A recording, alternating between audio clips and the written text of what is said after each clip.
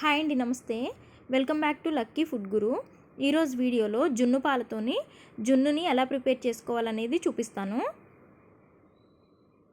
దీనికోసం ఒక గిన్నె తీసుకొని 1 గ్లాసు జున్ను పాలు వేసుకుంటున్నాను. ఏ గ్లాస్తో అయితే జున్ను పాలు తీసుకుంటున్నానో అదే గ్లాస్తోని నార్మల్ మిల్క్ కూడా తీసుకోవాలి. మనకి జున్ను పాలు అనేవి చాలా చిక్కగా ఉంటాయి. ఇవి ఫస్ట్ డే పాలు కాబట్టి చాలా చిక్కగా ఉంటాయి. ఈ 1 గ్లాస్ జున్ను పాలకి 2 గ్లాసులు నార్మల్ మిల్క్ సరిపోతాయి. నార్మల్ మిల్క్ అంటే రోజు మనం ఇంట్లో యూజ్ చేస్తాం కదా, ఆ పాలు. 1 గ్లాస్ జున్ను పాలకి 2 గ్లాసులు నార్మల్ మిల్క్ వేసుకోవాలి.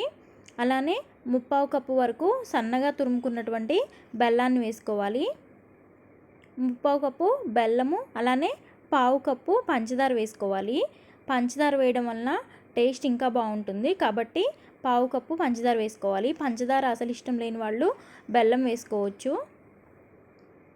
ఇలా బెల్లం వేసుకున్న తర్వాత బెల్లం కరిగేంత వరకు కలుపుకోవాలి. ఈ బెల్లము పంచదార కంప్లీట్గా కరిగిన తర్వాత ఒక గిన్నె తీసుకొని దాంట్లోకి స్ట్రైన్ చేసుకోవాలి. ఇలా టీ జల్లెడతోని వడపోసుకోవాలి. ఇలా వడపోసుకోవడం వలన ఏంటంటే బెల్లంలో ఏమైనా నలకలు ఉంటే అవి రాకుండా ఉంటాయి.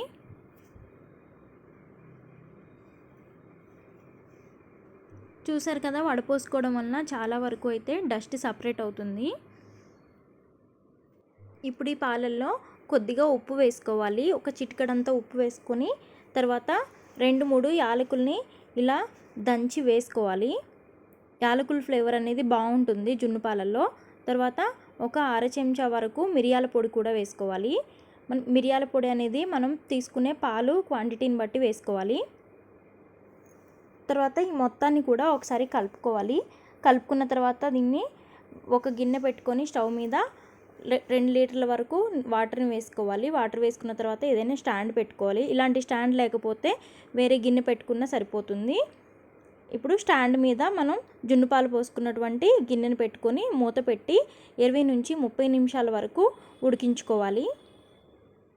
హై ఫ్లేమ్లో అయితే 15 నిమిషాలకే ఈ జున్ను అనేది ఉడుకుతుంది. 20 నిమిషాల తర్వాత మూత తీసి ఒకసారి చెక్ చేసుకోవాలి ఉడికిందా లేదా అనేది. చెక్ చేసుకున్న తర్వాత ఈ జున్నుని కంప్లీట్గా చల్లారనివ్వాలి. చల్లారిన తర్వాత ఫ్రిడ్జ్లో పెట్టుకొని 1 గంట లేదా 2 గంటల పాటు అలా వదిలేయాలి. 2 గంటలకి మనకి జున్ను అనేది కంప్లీట్గా కూల్ అవుతుంది. ఇప్పుడు గిన్నె అంచుల్ని స్క్రాప్ చేసుకోవాలి. ఇలా స్క్రాప్ చేసుకున్న తర్వాత వేరొక ప్లేట్ వేసి ఉల్టా చేసుకుంటే మనకి జున్ను అనేది ఈజీగా ఊడొస్తుంది. ఇలా ట్యాప్ చేసామంటే జున్ను ఈజీగా ఊడొస్తుంది. చూసారు కదా, చాలా పర్ఫెక్ట్గా అయితే జున్ను రెడీ అయిందండి. చాలామంది జున్ను తినటం వల్ల కీడు లేదంటే ఒళ్ళు నొప్పులు వాతం అంటుంటారు కదా, కానీ అదేమీ ఉండదండి. ఎవరైనా సరే జున్ను తినొచ్చు. జున్ను అనేది హెల్త్కి చాలా మంచిది. మనం మిరియాలు కూడా వేస్తున్నాం కాబట్టి అట్లాంటి హెల్త్ ఇష్యూస్ ఏమి ఉండవు. ఎవరైనా ఈ జున్నుని తినొచ్చు. చూసారు కదా, ఈ రెసిపీ కనుక మీకు నచ్చినట్లయితే వీడియోని లైక్ చేయండి.